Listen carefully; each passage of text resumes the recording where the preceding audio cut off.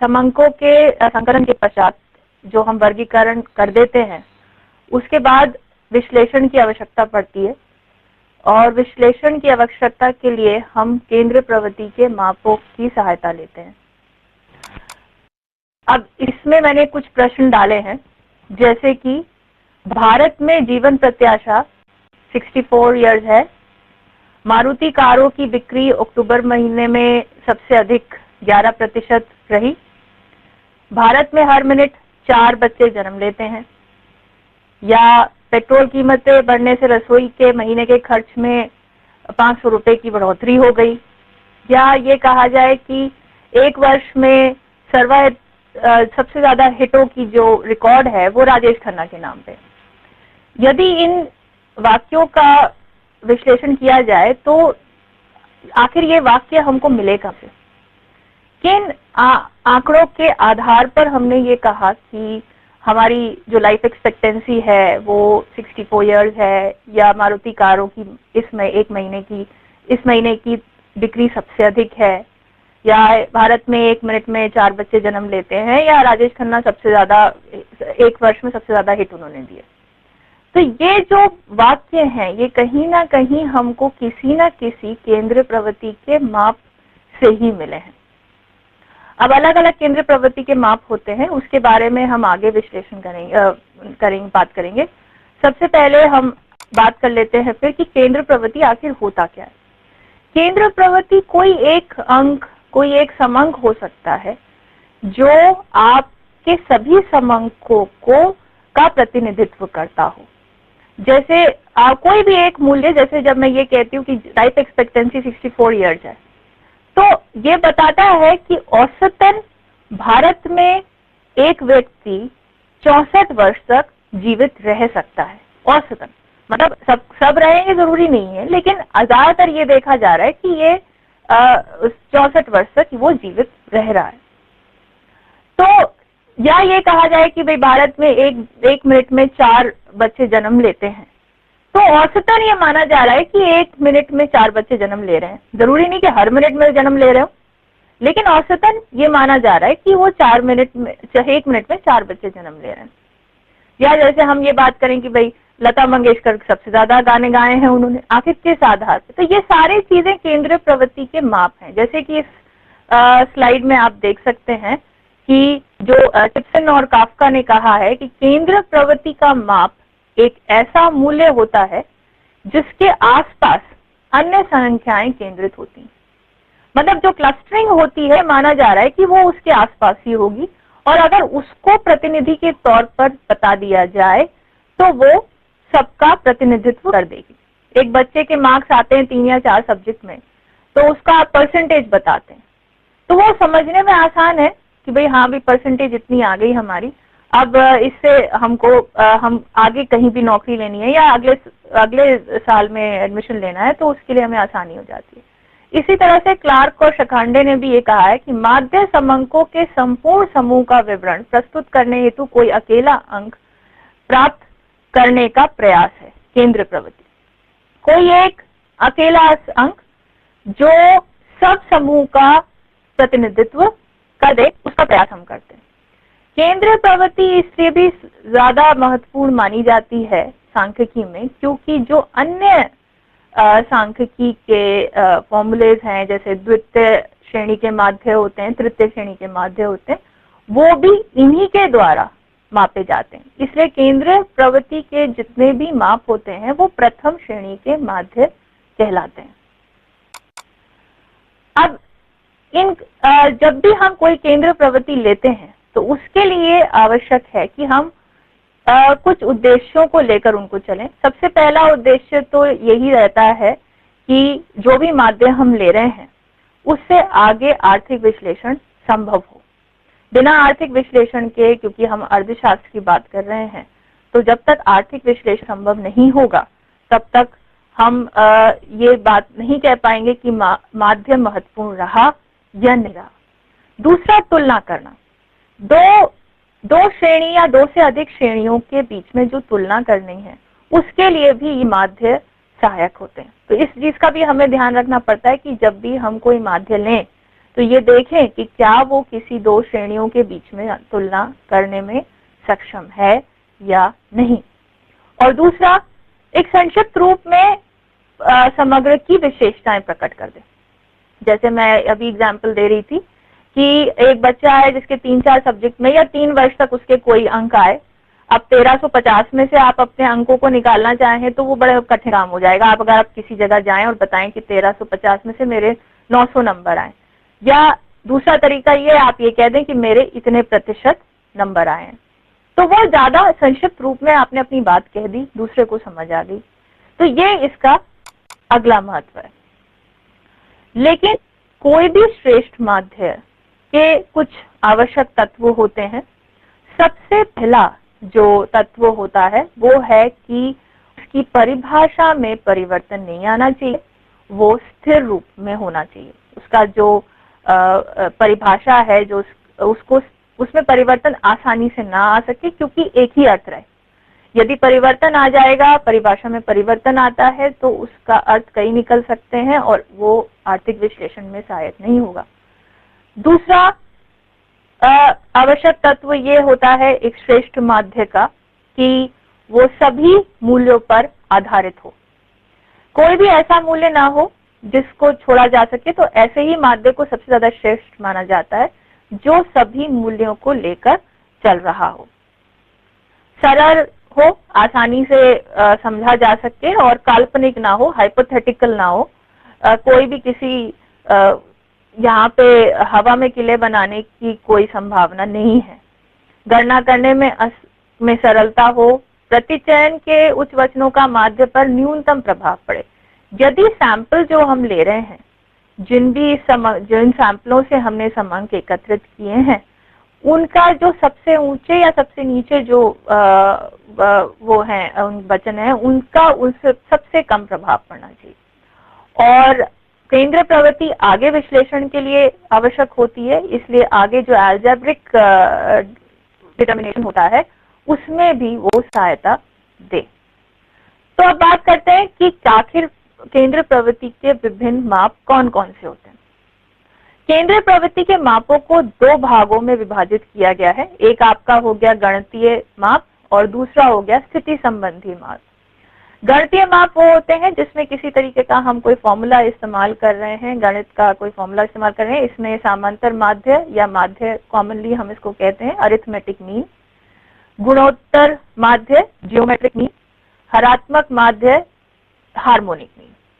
स्थिति संबंधी माध्य में माध्यिका, मीडियन और बहुलक मोड। सबसे पहले हम बात कर लेते हैं समांतर माध्य की। आज के हमारे इस लेक्चर में हम जो बात करेंगे वो 3 चीजों पर बात करेंगे, समांतर माध्य, माध्यिका और बहुलक पर, और विस्तार से हम बात करेंगे समांतर माध्य पर। समांतर माध्य बहुत आसान सी चीज है। जो आपका भागफल है उसको आप, जो भी आप समस्त पदों को आप जोड़ दें और जितने भी पदों की संख्या है उनसे अगर आप उसको भाग दे दें तो वो आपका समांतर माध्य हो जाता है। जैसे कि आप इस डायग्राम में देख रहे हैं 5 अंक हैं, 1 8 6 4 6। इसको हमने जोड़ दिया, आया 25, और 25 को क्योंकि 5 पद हैं, 1 2 3 4 और 5, तो इसको हमने डिवाइड कर दिया 5 से, तो ये आ गया आपका मीन या अरिथमेटिक मीन या समांतर माध्य। समांतर माध्य को प्रायः x बार से डिनोट किया जाता है। तो जो इसका फॉर्मूला, अगर कोई आपकी नॉर्मल सीरीज है, व्यक्तिगत सीरीज है, इंडिविजुअल सीरीज है, तो उसका जो फॉर्मूला होगा वो होगा x bar is equal to summation of x divided by n। Summation जोड़, x जो भी पद है उनका जोड़ आपने ले लिया, और बटा n जितने भी पदों की संख्या है। तो n हो गया आपका पदों की संख्या और x जो भी पद आप ले रहे हैं वो मान लिया गया। अब अगला आते हैं हम माध्यिका के बारे में। माध्यिका एक मध्य बिंदु है जहां पर यह माना जाता है कि अगर हम उसको असेंडिंग या डिसेंडिंग दोनों में से किसी भी तरीके से अगर हम उसको रखें तो जो सबसे मध्य में जो मूल्य आएगा उसका जो जिस समंक का जो पद का मूल्य आएगा वो माध्यिका होगा। 4-5 नंबर्स आप ले लीजिए, या किसी को अगर हाइट से आपने खड़ा करना, स्टूडेंट्स को आपने हाइट से खड़ा कर दिया और 9 बच्चे हैं, तो जो 5वां बच्चा होगा, क्योंकि n+1/2 का जो हम लेंगे, तो n हो गया आपका, अगर 9 है तो +1 10 डिवाइडेड बाय 2, 5th बच्चे की जो हाइट होगी वही हमारी माध्यिका होगी, मीडियन होगा। इसमें आगे हमने दिखाया है, ये देखिए, इसमें मीडियन का मतलब यही होता है कि जो पूरा समूह है वो एक मीडियन, एक ऐसा बिंदु है जो पूरे समूह को 50-50% में बांट दे। मतलब इधर भी उतने ही है और उधर भी इतने ही है, या ये माना जाए कि एक तरफ उससे कम है, सारे उससे कम है, और दूसरी तरफ सारे उससे ज्यादा है।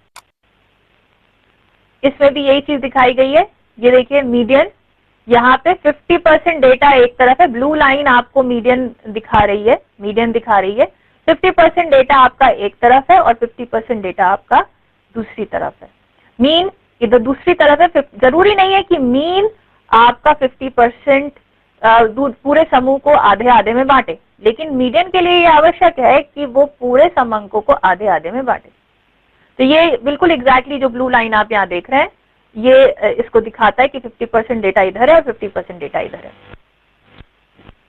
अगला हम चलते हैं,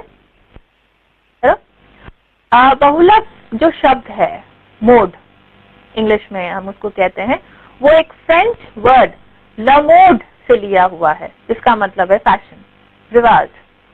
अब फैशन हम सब जानते हैं, जो सबसे ज्यादा प्रचलित हो, जिसका इस्तेमाल सबसे ज्यादा लोग कर रहे हो, या सांख्यिकी के शब्दों में कहा जाए तो ये है कि वो सबसे ज्यादा जिसकी आवृत्ति हो। तो बहुलक उसी पद में बहुलक होता है जो जिसकी आवृत्ति सबसे अधिक हो, सबसे अधिक जिसकी हो। जैसे कि अब एग्जाम्पल मैंने अभी आपको दिया था कि बी राजेश खन्ना की सब रिकॉर्ड एक साल में सबसे ज्यादा हिट हैं, या लता मंगेशकर ने सबसे ज्यादा गाने गाए हैं। तो ये मोड को दिखा रहे हैं। ये एक ऐसे एग्जाम्पल्स हो गए, ये उदाहरण हो गए जो मोड दिखा रहे हैं।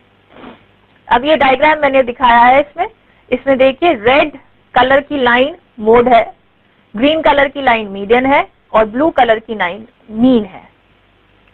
तो मोड कौन सा होगा? अगर सामान्य वितरण वक्र आप बनाते हैं, देखिए ये सामान्य वितरण वक्र हमेशा, जो भी वितरण वक्र होता है वो हमेशा बेल शेप्ड होता है, और बेल शेप्ड होने की वजह से ये जो भी सबसे अधिक ऊंची बिंदु, जो सबसे ऊंचा शिखर होगा आपका, माउंट एवरेस्ट जैसे हो गया, ये जो सबसे ऊंचा शिखर होगा ये आपका मोड है, बहुलक है।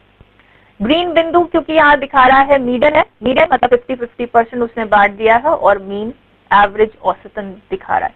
इसी तरह से आप इसमें देखिए, ये दूसरा जो पर्पल कलर का जो ग्राफ है, ये पर्पल कलर का ग्राफ यहाँ पे दिख रहा है आपको।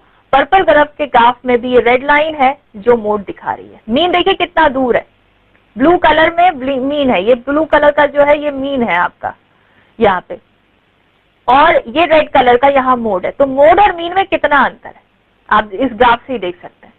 तो मोड हमेशा वही बिंदु होगा, चाहे वो कितना ही छोटा हो चाहे कितना ही बड़ा हो पद, उससे कोई फर्क नहीं पड़ता है, लेकिन वही बिंदु होगा जहां जिसकी आवृत्ति सबसे अधिक हो। ये आप इस डायग्राम से समझ सकते हैं कि दो ग्राफ्स हैं, एक ये ब्लू कलर, एक पर्पल कलर। ब्लू कलर में जहां मीन और मोड में बहुत ज्यादा अंतर नहीं है, पर्पल वाले कर्व में मीन और मोड में बहुत अंतर है। अब आ जाते हैं, जैसे इसमें देखिए ये एक हिस्टोग्राम बनाया है मैंने। हिस्टोग्राम में आप देख सकते हैं कि अगर हिस्टोग्राम से आपको मोड निकालना है तो मोड उसी का होगा जिस पद का सबसे लंबा बार हो। ये देखिए ये सबसे लंबा बार है, ये इसका मोड है। सबसे लंबा बार जो आपका 4 अंक पर है, ये आपका मोड दिखा रहा है। मीडियन बीच में है 4.5 पर, जो पूरे अंक को आधे आधे में बांट रहा है, और 5 आपका यहाँ पे मीन है। तो मीन, मीडियन और मोड जरूरी नहीं है कि एक ही हो, हालांकि सामान्य वितरण वक्र में दोनों एक ही जगह पे होते हैं। x bar is equal to m is equal to z। मैं एक चीज और बता दूं, जैसे कि हम अरिथमेटिक मीन को x बार से डिनोट करते हैं, मीडियन को हम m से और मोड को हम z से डिनोट करते हैं। अगला आपका है, अब आगे हम बात करते हैं कि आखिर इनकी गणना कैसे होती है। तो समांतर माध्य की जो गणना है उसके बारे में हम बात करते हैं। अब सबसे पहले हम डिस्क्रीट सीरीज ले रहे हैं, खंडित श्रेणी ले रहे हैं। डिस्क्रीट सीरीज आपको पता ही होगी कि डिस्क्रीट सीरीज वो होती है जिसमें सिर्फ एक ही पद होते हैं, उसमें कोई क्लास इंटरवल्स हमने नहीं लिए हुए हैं। उसका सबसे पहले उसमें उसकी माध्य की गणना करने के लिए प्रत्यक्ष रीति डायरेक्ट मेथड है। डायरेक्ट मेथड का फॉर्मूला है x bar is equal to summation fx divided by n। यहाँ पे f आपकी आवृत्ति हो गई, x आपका संबंधित चर हो गया, n या समेशन f बराबर हो गया आपका आवृत्तियों का योग। ये इसका फॉर्मूला होगा। ये पहला फॉर्मूला है आपका, नंबर फर्स्ट फॉर्मूला है जो आपके अरिथमेटिक मीन की गणना में, जिससे अरिथमेटिक मीन की गणना की जा सकती है। उसी सूत्र को लेकर मैंने एक एग्जाम्पल यहाँ पे दिखाया है। ये मान लीजिए किसी 20 छात्रों का जेब खर्च लिया हुआ है। जेब खर्च x यहाँ पे 5 रुपए, 7 रुपए, 8 रुपए, 10 रुपए और 12 रुपए है, और आवृत्ति इतनी, मतलब छात्रों की जो संख्या है यहाँ पे दी हुई है। 5 रुपए जो बच्चे खर्च कर रहे हैं वो एक बच्चा 5 रुपए मिलता है उसको, 7 रुपए 6 बच्चों को मिलते हैं, 8 रुपए 8 बच्चों को मिलते हैं, 10 रुपए 3 बच्चों को मिलते हैं और 12 रुपए 2 बच्चों को मिलते हैं। टोटल समेशन ऑफ f या n जिसको हम कहते हैं वो हो गया आपका 20। और अरिथमेटिक मीन निकालने के लिए आपको f हो गया आपका ये और x हो गया ये, तो आपका जो fx निकलेगा वो होगा 5 7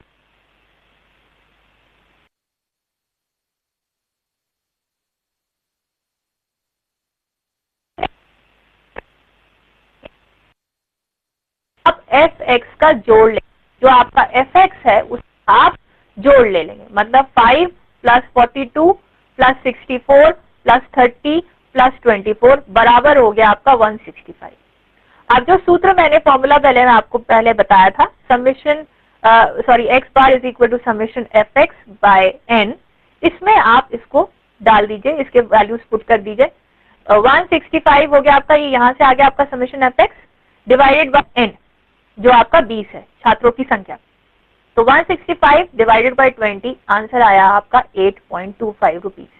तो ये हो गया आपका औसतन एक छात्र को 8 रुपए 25 पैसे जेब खर्च मिल रहा है, औसतन की बात हो रही है। अब इसी तरह से खंडित रीति, ये तो प्रत्यक्ष डायरेक्ट मेथड हो गया, लेकिन कभी कभी हम कैलकुलेशन को कम करने के लिए या आसान बनाने के लिए हम एक शॉर्टकट मेथड या लघु रीति भी अपनाते हैं, जिसका ये सेकंड फॉर्मूला है आपका x bar is equal to a plus minus summation F D divided by n। यहाँ a हमने कल्पित माध्य लिया है, d है आपका x माइनस a, मतलब x जो पहले हमने x लिया था उसमें से हम a को माइनस करेंगे, a है आपका कल्पित माध्य। आगे मैं उदाहरण में आपको डिटेल में समझाऊंगी।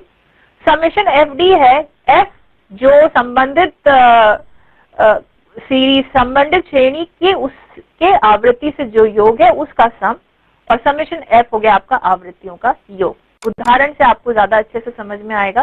पहले हम विधि कर लेते हैं। तो इसमें सबसे पहले आप करते हैं कि पहले किसी भी मूल्य को कल्पित माध्य मान लेंगे। जो भी आपकी खंडित सीरीज में दिए हुए पद हैं उसमें से कोई भी एक पद आप ले सकते हैं, सबसे ऊपर वाला ले सकते हैं, सबसे नीचे वाला ले सकते हैं, बीच वाला ले सकते हैं, जो चाहे आप ले सकते हैं। ये आपके ऊपर है, आपको कौन सा लेना है, आपको जो पद अच्छा लग रहा हो वो आप ले लीजिए। उसके बाद जो x आपका है, जो सीरीज x की जो सीरीज है जिससे हमने कल्पित माध्य लिया है, उसके हर चर से आप a को माइनस करेंगे, तो d आएगा आपका, d is equal to x minus a।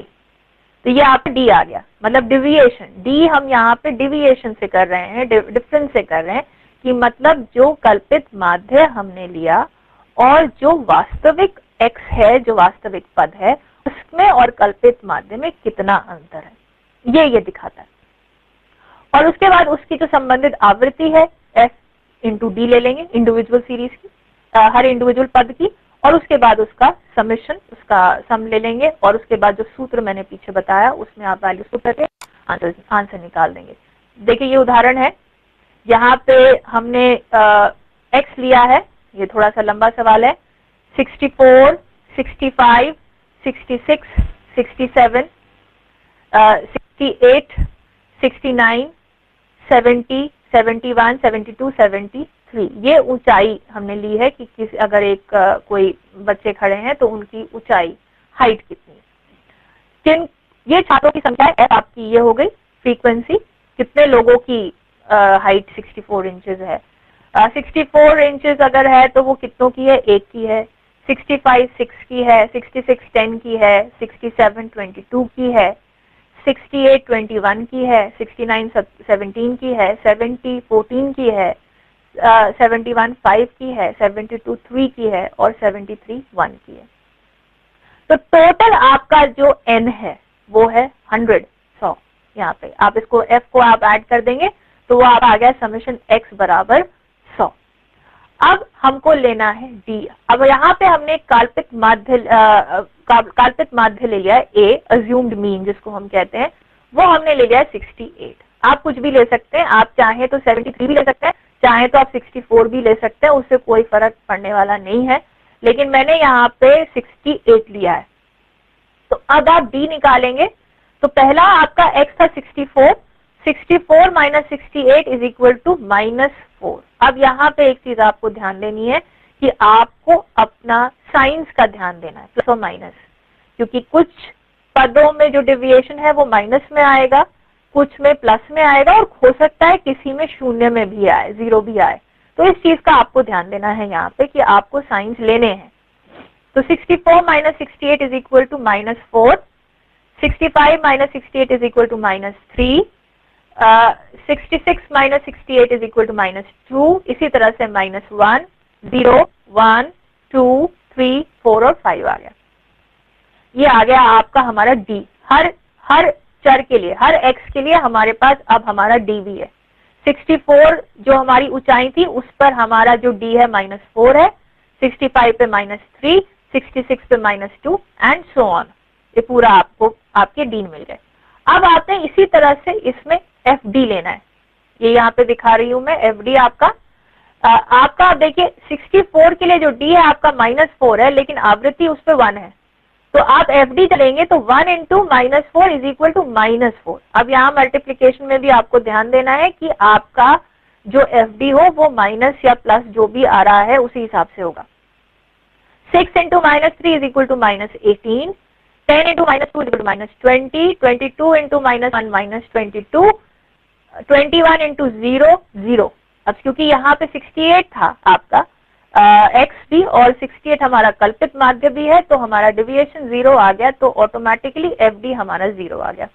इसके बाद हमारे क्योंकि प्लस में पॉजिटिव साइंस शुरू हो गए हैं, +1 +2 +3 +4 +5, तो इसके बाद जितनी भी आवृत्तियों से हम मल्टीप्लीकेशन d का करेंगे वो हमें पॉजिटिव में मिलेंगे। 17 into 1 17, 14 into 2 28, 5 into 3 15, 3 into 4 12 and 1 into 5 5। तो अब आपको आपके fd मिल गए हर चर के। आपको ये देखिए सारे आपको मिल जाएंगे fd। अब आपने क्या करना है कि सबसे पहले आप माइनस वाले जोड़ लें एक साथ और प्लस वाले जोड़ लें एक साथ। तो ये आपका आ गया 77, यहाँ पे देखिए प्लस वाले ज्यादा थे, 77 माइनस 64 इज इक्वल टू 13। अब ये देखिए यहाँ पे 13 आया, ये पॉजिटिव है क्योंकि यहाँ पे प्लस वाले जो पद थे उनका जो जोड़ है वो ज्यादा है और नेगेटिव वालों का जोड़ कम है, इसलिए यहाँ पे हमारा जो समेशन fd है वो आया है 13। अब देखिए सूत्र में मैंने आपको बताया था कि ये है आपका x bar is equal to summation plus minus summation f divided by n। अब ये जो प्लस माइनस यहाँ दिखा रही हूं मैं, इसमें ये प्लस माइनस का मतलब ये है कि जो जोड़ आएगा, अगर मान लीजिए पीछे वाले फॉर्मूले में उदाहरण में जो हमारा जोड़ आया वो पॉजिटिव में था, तो यहाँ हम प्लस ही लिखेंगे, माइनस नहीं लिखेंगे। लेकिन ऐसा भी हो सकता था कि हमारा नेगेटिव साइंस ज्यादा होते, नेगेटिव वालों का fd ज्यादा होता तो वो माइनस में आता, तो अब यहाँ पे माइनस हो जाता। तो देखिए यहाँ पे मैंने लिखा हुआ है 68, a था हमारा 68 तो 68 हो गया, प्लस क्योंकि हमारा जो जोड़ समेशन fd का आया है वो प्लस में है तो यहाँ प्लस हो गया, और समेशन fd था हमारा 13 डिवाइडेड बाय 100, तो आंसर है आपका 68.13। बस इसी चीज का आपको ध्यान रखना है कि जो आपका जोड़ होगा उसी हिसाब से आपको साइन यहाँ पे रखना है और कल्पित माध्य से। तो इससे इस रीति से ये फायदा होता है कि आपको कैलकुलेटर्स यूज करने की जरूरत नहीं पड़ती है। अब आजकल तो एग्जाम्स में कैलकुलेटर्स अलाउड होते हैं, जब हम लोगों के टाइम में कैलकुलेटर्स अलाउड नहीं होते थे और इसलिए ये मेथड्स काफी आसान होते हैं। अब आ जाते हैं हम वर्गीकृत श्रेणी के माध्य की गणना में। वर्गीकृत श्रेणी में कैसे हम करते हैं, पहले प्रत्यक्ष रीति की ही बात कर लेते हैं। प्रत्यक्ष रीति में x bar is equal to summation F M divided by n, जहां पे m है आपका वर्ग का मध्य बिंदु, summation F M is equal to प्रत्येक वर्ग की आवृत्ति का उस वर्ग के मध्य बिंदु से गुणनफलन का योग, और n या समेशन f आपका हो गया आवृत्तियों का योग। अब ये आपका इसमें m मध्य वर्ग का मध्य बिंदु, मिड पॉइंट जिसको हम कहते हैं, मिड पॉइंट आप निकाल सकते हैं आपका upper limit plus lower limit divided by 2। आगे मैं उदाहरण बताऊंगी तो ज्यादा अच्छे से समझ में आ जाएगा, पहले विधि कर लेते हैं। तो जो इसकी विधि होगी, सबसे पहले प्रत्येक वर्गांतर के मध्य बिंदु को ज्ञात कर लें। जो भी आपका वर्ग है उसका मध्य बिंदु हर वर्ग का अलग होगा। उसके बाद हर बिंदु को आप उसके f से, आवृत्ति से उसको मल्टीप्लाई कर लें तो आपको fm मिल जाएगा, उसका सम ले लें और उसके बाद सूत्र में इसका प्रयोग करके आंसर निकाल सकते हैं।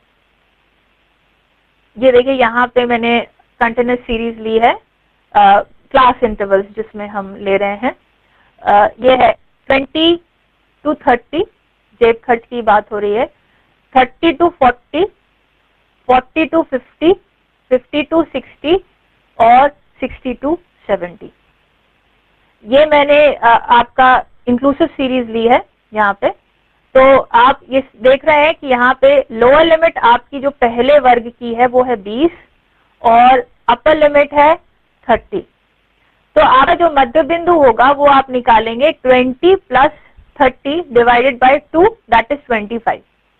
इसी तरह से 30 दूसरे वर्ग का जो वर्ग अंतराल वर्ग है आपका वो है 30 to 40। तो 30 plus 40 is equal to 35।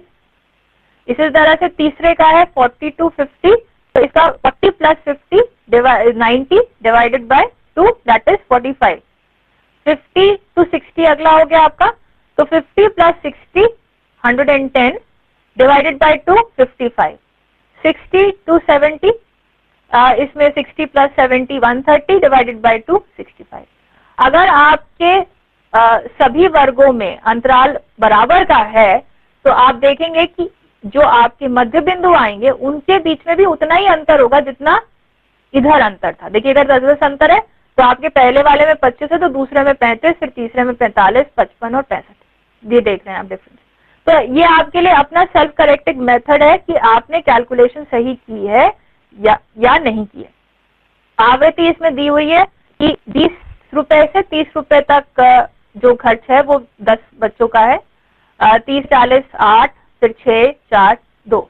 Summation F हमारा हो गया 30, समेशन एफ हमारा 30 हो गया, वो एन भी है हमारा। और अब हमको सिंपल मेथड जो डायरेक्ट मेथड है उसमें हम एफ को और एम को मल्टीप्लाई करेंगे। देखिए यहाँ पे एफ है आपका 10 और एम है हमारा 25, तो इसका जो मल्टीप्लीकेशन हो गया 10 into 25 इज इक्वल टू 250। इसी तरह से 8 into 35, मिड पॉइंट इस वर्ग का था 35 और आवृत्ति इस पद की है आपकी 8, तो 8 into 35 280। फिर तीसरे वर्ग की आवृत्ति है 6, मध्य बिंदु है 45, 6 into 45 270। 4 into फोर्थ जो आपका वर्ग है इसका है आवृत्ति इसकी 4 है और मध्य बिंदु इसका 55 है, तो 4 into 55 220। और आखिरी का इसका फ्रीक्वेंसी जो 60 to 70 वर्ग की है वो आपकी 2 है और मध्य बिंदु है आपका 65, तो 2 into 65 130। अब आपने इसका सम ले लेना है, summation of F M that is equal to 1150, 1150 इसका टोटल आ गया।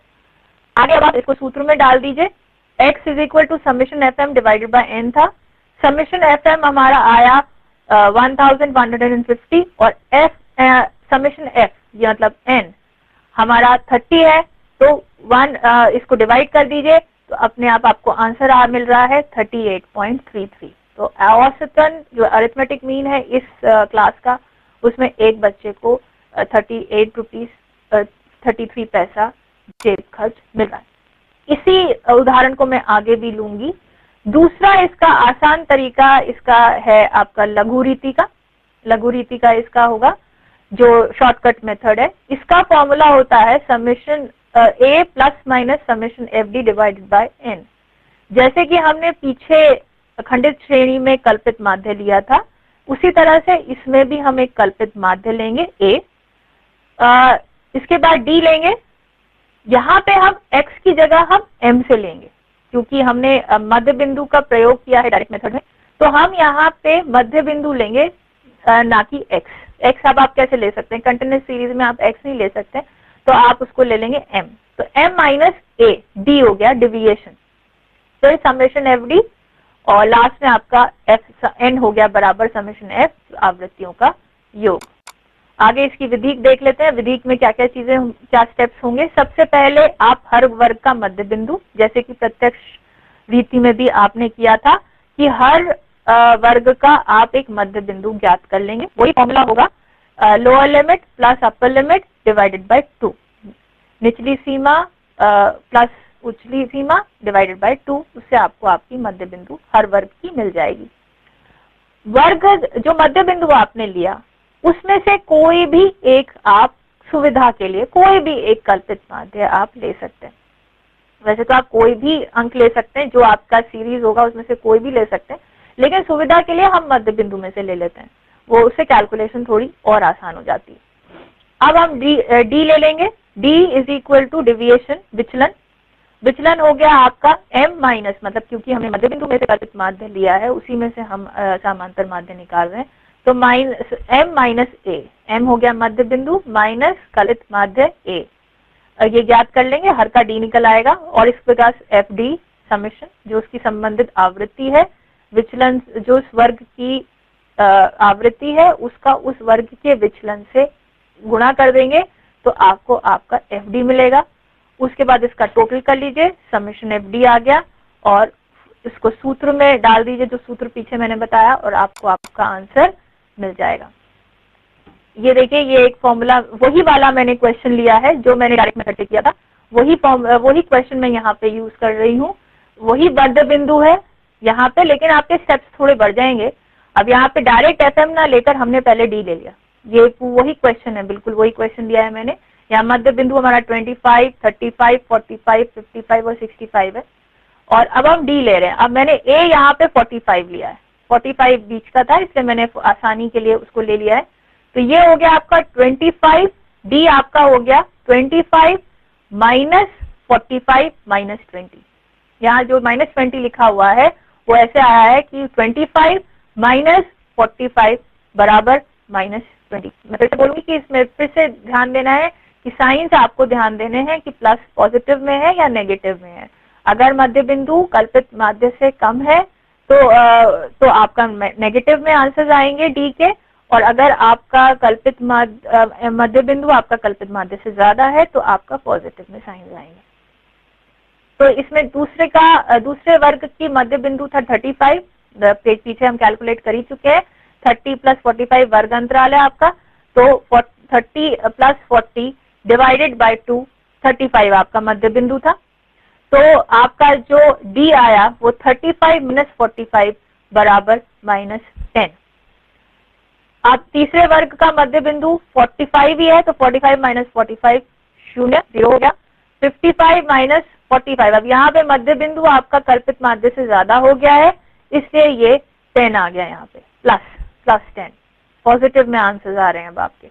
और फिर ये आ गया आपका 65 माइनस 45 माइनस प्लस 10, क्योंकि फिर प्लस 20, यहाँ पे भी क्योंकि आपका जो m है मध्य बिंदु है वो कल्पित माध्य से ज्यादा है, तो आपका आंसर यहाँ भी पॉजिटिव में आ गए। तो जो हमारा डी आया, पहले वर्ग का डी आया -20, दूसरे वर्ग का आया -10, तीसरे वर्ग का 0, और फिर 10 पॉजिटिव, प्लस 10 और प्लस 20। अब आपको लेना है f इंटू डी। तो अब आपको जो f आपके दिए हुए थे ये 10, 8, 6, 4, 2 ये पहले से ही दिए हुए हैं ये आपको, और पीछे भी वही सिमिलर क्वेश्चन है, सेम क्वेश्चन है। तो अब आप इसका FD लेंगे, मतलब 10 इंटू 25 किया था पहले हमने, पिछले बार डायरेक्ट मेथड है हमने 10 इंटू 25 किया था, लेकिन अब हम F 10 इंटू -20 करेंगे, हम D लेंगे यहाँ पे। तो 10 इंटू -20 हो गया आपका -200, 8 इंटू -10 80, -80, 6 इंटू 0 60, 4 इंटू 10 40, 2 इंटू 20 40। तो ये आपके आ गए हर वर्ग के FD। ये आपके क्वेश्चन में देख सकते हैं आप कि आपके हर वर्ग के आ गए FD। तो अब आप इसको ऐड कर लीजिए, माइनस वालों को एक साथ ऐड कर लीजिए, वो हो गया -280, और प्लस वालों को आप ऐड कर लीजिए 80। तो आपका जो आंसर आएगा यहाँ पे माइनस में आ रहा है -200। समेशन FD का जो आंसर आ रहा है वो आपका आ रहा है -200 में। अब फॉर्मूला हमारा यही था, देखिए नीचे फॉर्मूला लिखा हुआ है x bar is equal to a plus minus summation FD divided by n। तो सम a आपका था 45, ये ऊपर हमने जिससे डेविएशंस लिए हैं 45 लिख दिया। अब क्योंकि हमारा आंसर माइनस में है, यहाँ पे समेशन FD हमारा माइनस में है, तो हम यहाँ प्लस नहीं लिखेंगे, माइनस लिखेंगे, -200 डिवाइडेड बाय 30, 30 हमारा n है। तो ये हो गया 45 माइनस 6.66 इज इक्वल टू 38.33। देखिए जो डायरेक्ट मेथड से आंसर आया था वही इस मेथड से भी आंसर वही आया है, उसमें कोई भी अंतर नहीं है। अब इसी को एक तीसरा मेथड भी है जो स्टेप डेविएशन मेथड या पद विचलन रीति जिसको हम कहते हैं। इसमें हमने एक स्टेप और बढ़ा दिया है उसको, उसमें और ज्यादा कैलकुलेशन हमने उसको कम कर दी है, उसकी आसान कर दी है। तो इसका फॉर्मूला है आपका x plus minus summation FD dash. यहाँ पे मैंने D की जगह D डैश लिया है, उसका मैं आगे बताऊंगी कि ये क्या है, divided by n into i. A आपका वही रहा कल्पित माध्य, D dash is equal to m minus a divided by i. I क्या है आपका क्लास इंटरवल वर्ग अंतराल। अब D डैश अभी तक हमने पिछले मेथड में D लिया था जो था आपका m माइनस a, लेकिन अगर हमको अपनी कैलकुलेशन और ज्यादा इजी करनी है तो उसका आसान तरीका एक ये भी है कि आप उसको उसके वर्ग अंतराल से डिवाइड कर दें, आई कर दें, उसको आई से कर दें आप उसे, तो आपका आ गया D डैश। अब आप वही लेंगे समेशन FD, पहले से हर वर्ग अंतराल से का जो आवृत्ति है उसको उसके D डैश से मल्टीप्लाई कर लीजिए और आपका FD आ जाएगा, उसका टोटल लीजिए, समेशन FD आ जाएगा, और उसमें एंड में आपका ये n वही रहा समेशन f। इसकी विधि देख लीजिए। सबसे पहले प्रत्येक वर्ग अंतराल का जो मध्य बिंदु आपने ज्ञात कर लिया, मध्य बिंदु में से किसी एक को आपने a ले लिया, कल्पित माध्य ले लिया।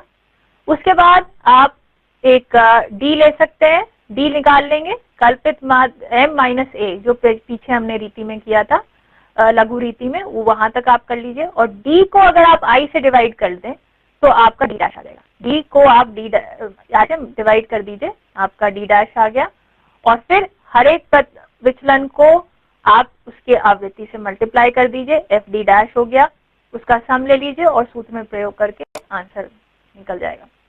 उदाहरण वही लिया है मैंने जो पहले था, वही वाला उदाहरण मैंने यहाँ पे इस्तेमाल किया है। देखिए वही वर्ग अंतराल है, वही फ्रीक्वेंसी है, वही m है, उसमें कोई भी अंतर नहीं है, और वही d है। यहाँ तक देखिए हम पहले ही कर चुके हैं। देखिए यहाँ पे हमने जो 20 to 30 का वर्ग अंतराल था वो वही है, आपका मध्य बिंदु वही है, 20 to 30 का मध्य बिंदु 25 है और d आपका -20 है। सिर्फ हमको d डैश यहाँ कैलकुलेट करना है, तो उसके लिए हमने क्या किया, d dash is equal to d divided by i, मतलब जो हमारा d निकला था उसको हमने उसके आई क्या है यहाँ पे, क्लास इंटरवल कितना है हमारा, वर्ग अंतराल कितना है 10। देखिए क्वेश्चन से आपको पता चल रहा है वर्ग अंतराल आप निकाल सकते हैं, lower limit minus upper limit minus lower limit, that gives you your answer 10। तो अब आप -20 को डिवाइड कर देंगे 10 से, तो आपका आंसर आया -2, -10 डिवाइडेड बाय 10 -1 0 1 and 2। देखिए कैलकुलेशन और आसान होगी, आपने एक स्टेप उसको करा डिवाइड किया तो उससे आपका कैलकुलेशन और ज्यादा आसान हो गई आपकी, और मल्टीप्लीकेशन और ज्यादा आसान होगी, क्योंकि जब हम करेंगे तो अब आप f इंटू एम नहीं लेंगे, f इंटू डी नहीं लेंगे, f इंटू डी डैश लेंगे हम यहाँ पे। तो f इंटू डी डैश हो गया 10 into -2 -20, 8 into -1 -8, 6 into 0 0, 4 into 1 4, 2 into 2 4।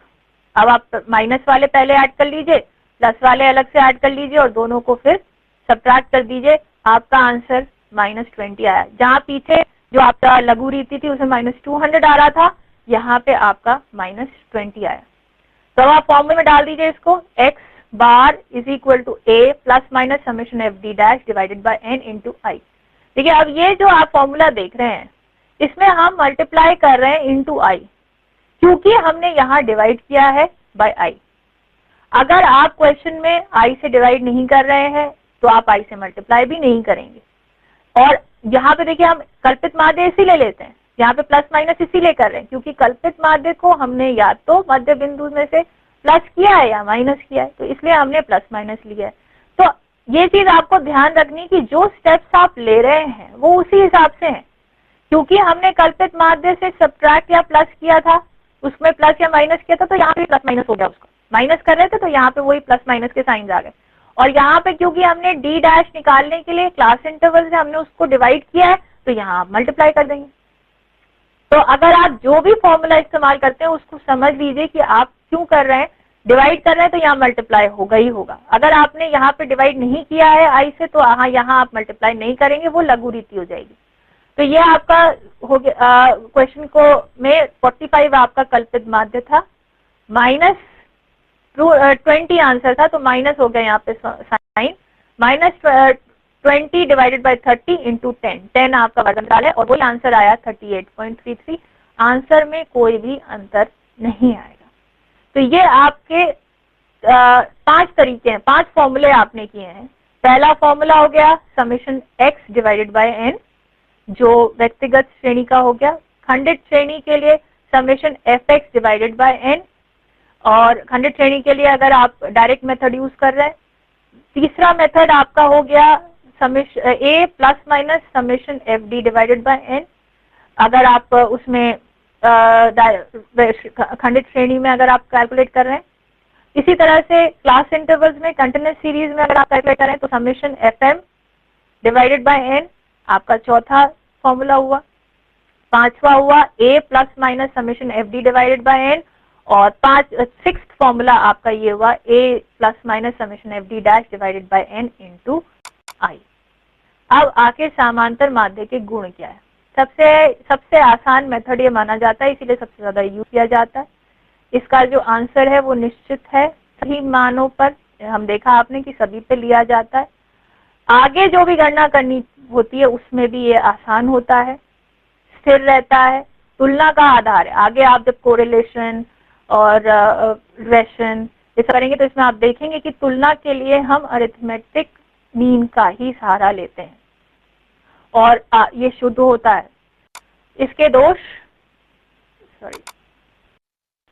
दोष ये है कि सीमांत मानों का प्रभाव बहुत ज्यादा होता है। अगर सबसे बड़ा दोष अरिथमेटिक मीन का यही है कि यदि बहुत बड़ा मान हो या बहुत छोटा मान हो, मान लीजिए इसको अगर आप ऐड करें 10 प्लस 20 तो भी 30 आएगा आपका, और 2 प्लस 28 तब भी 30 आएगा। दोनों का अरिथमेटिक मीन एक ही है 15, लेकिन दोनों के बीच में बहुत अंतर है, जो रेंज है, जो विस्तार है वो बहुत ज्यादा है। इसलिए ऐसे केसेस में समांतर माध्य एक उचित माध्य नहीं माना जाता।